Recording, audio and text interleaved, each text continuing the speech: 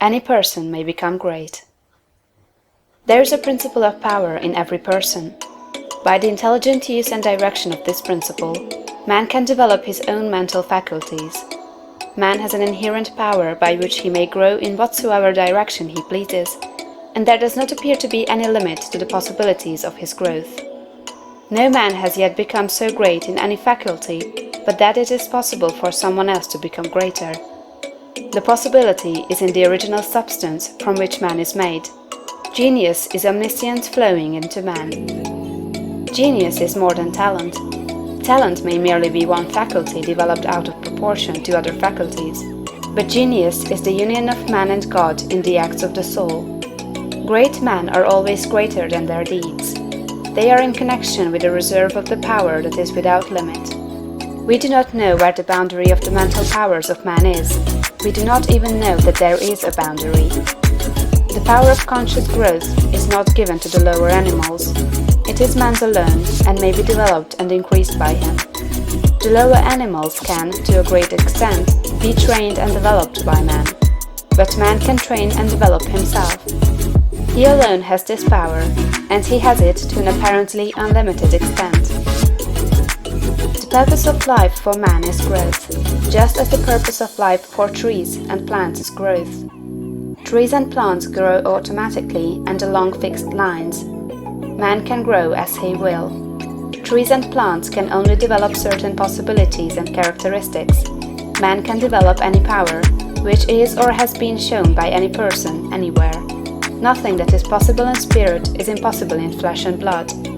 Nothing that man can think is impossible in action. Nothing that man can imagine is impossible of realization. Man is formed for growth, and he is under the necessity of growing. It is essential to his happiness that he should continuously advance. Life without progress becomes unendurable, and the person who ceases from growth must either become imbecile or insane. The greater and more harmonious and well-rounded his growth, the happier man will be. There is no possibility in any man that is not in every man.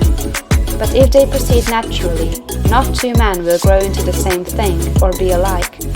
Every man comes into the world with a predisposition to grow along certain lines, and growth is easier for him along those lines than in any other way. This is a wise provision, for it gives endless variety. It is as if a gardener should throw all his bulbs into one basket. To the superficial observer, they would look alike, but growth reveals the tremendous difference. So of men and women, they are like a basket of bulbs. One may be a rose and add brightness and color to some dark corner of the world. One may be a lily and teach a lesson of love and purity to every eye that sees. One may be a climbing vine and hide the rugged outlines of some dark rock.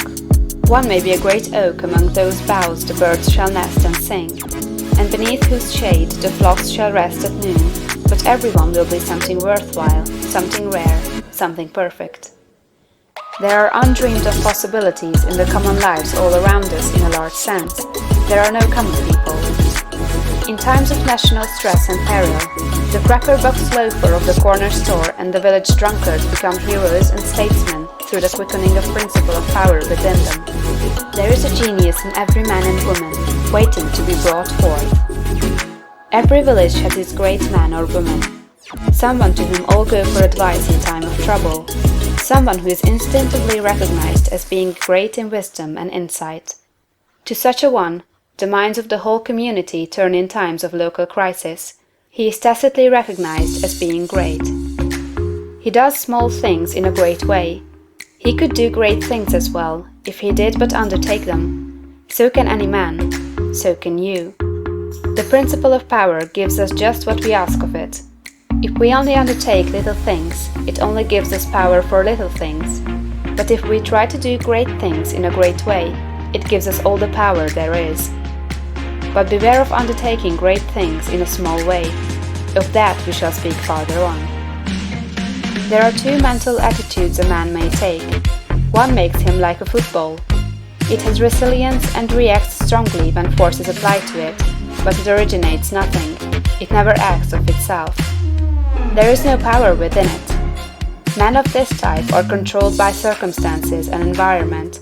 Their destinies are decided by things external to themselves. The principle of power within them is never really active at all. They never speak or act from within. The other attitude makes man like a flowing spring. Power comes out from the center of him. He has within him a well of water springing up into everlasting life. He radiates force, highest felt by his environment. The principle of power in him is in constant action. He is self-active. He hath life in himself. No greater good can come to any man or woman than to become self-active. All the experiences of life are designed by Providence to force men and women into self-activity, to compel them to cease being creatures of circumstances and master their environment. In his lowest stage, man is the child of chance and circumstance and the slave of fear. His acts are all reactions resulting from the impingement upon him of forces in his environment. He acts only as he is acted upon, he originates nothing. But the lowest savage has within him a principle of power sufficient to master all that he fears. And if he learns this and becomes self-active, he becomes as one of the gods. The awakening of the principle of power in man is the real conversion, the passing from death to life. It is when the dead hear the voice of the Son of Man and come forth and live. It is the resurrection and the life. When it is awakened, man becomes a son of the highest, and all power is given to him in heaven and on earth. Nothing was ever in any man that is not in you. No man ever made more spiritual or mental power than you can attain, or did greater things than you can accomplish. You can become what you want to be.